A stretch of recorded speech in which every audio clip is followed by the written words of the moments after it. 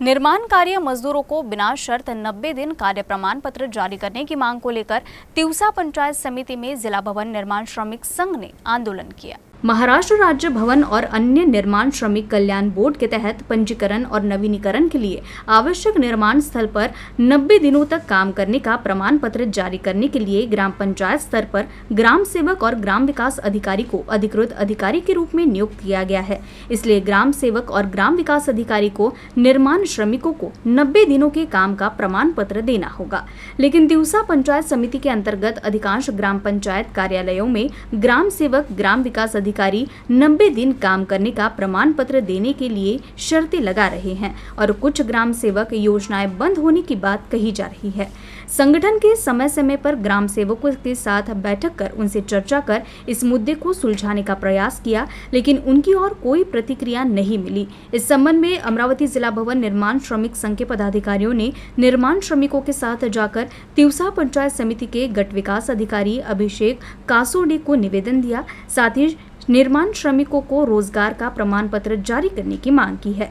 गट विकास अधिकारी अभिषेक कासोडे ने जल्द ही ग्राम सेवकों और संगठन के प्रतिनिधियों के साथ बैठक की और कहा कि वे पूरे तिवसा तहसील में निर्माण श्रमिकों को नियम के तहत प्रमाण पत्र जारी करेंगे। आज दिनांक 10 जुलै 2024 रोजी अमरावती जिल्हा बांधकाम कामगार संघटनेचा सीटू संघटनेशी संलग्न कामगारांचा मोर्चा धरणे आंदोलन पंचायत समिती तिवसाच्या आवारामध्ये इथे झालेलं होतं। आंदोलनातील प्रतिनिधींशी पंचायत समिती तिवसाच्या स्टाफने चर्चा केली असता त्यांच्या 3 मागण्या असल्याचे लक्षात आले। पहिलं होतं की बांधकाम कामगारांना विनाअट 90 दिवस प्रमाणपत्र देण्यात यावं ग्रामसेवकांकडून। दुसरं होतं बांधकाम कामगारांची घरकुलाच्या लाभासाठी शिफारस करण्यात यावी कल्याणकारी मंडळाकडे। आणि तिसरी मागणी त्यांची होती बोगस कामगारांना प्रमाणपत्र मिळणार नाही याची खबरदारी घ्या।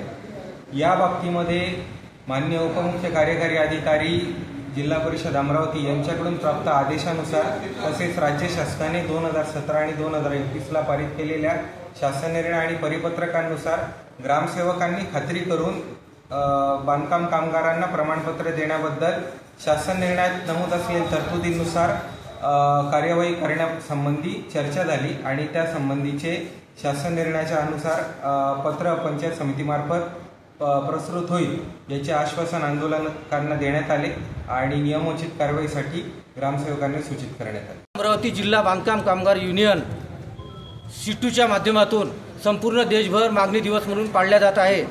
त्याचाच एक भाग म्हणून आपल्या अमरावती जिल्ह्यातील तिवसा पंचायत समितीवरती बांधकाम कामगारांना 90 दिवसाचं प्रमाणपत्र मिळालं पाहिजे, त्यासाठी या ठिकाणी निर्देशने करण्यात आले। त्याच्यानंतर दुसरी मागणी होती का बोगस नोंदणी जी आहे हे थांबवली पाहिजे आणि तिसरी मागणी होती का 2 लाख रुपयाचं जे घरकुलासाठी बांधकाम कामगारांना अनुदान मिळालं पाहिजे।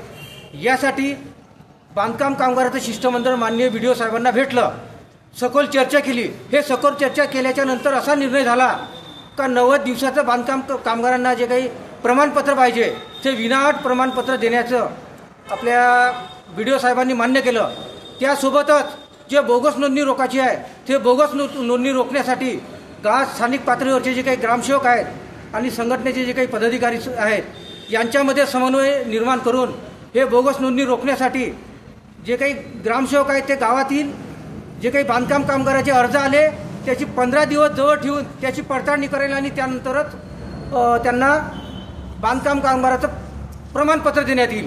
त्यासोबतच जे काही घरकुलाचा लाभ मिळाला पाहिजे याच्यासाठी जे कल्याणकारी मंडळाचं अमरावतीतलं ऑफिस आहे त्याच्यासोबत संघटनेसोबत समन्वय करून त्यांना लाभ मिळवून देण्यासाठी पंचायत समितीमार्फत प्रयत्न करण्यात येईल आणि बोगस नोंदणी रोखण्यासाठी येत्या काळात संघटनेसोबत समन्वय करून व्यापक प्रमाणात एक मोहीम राबवण्याचं आम्ही ठरवलेलं आहे।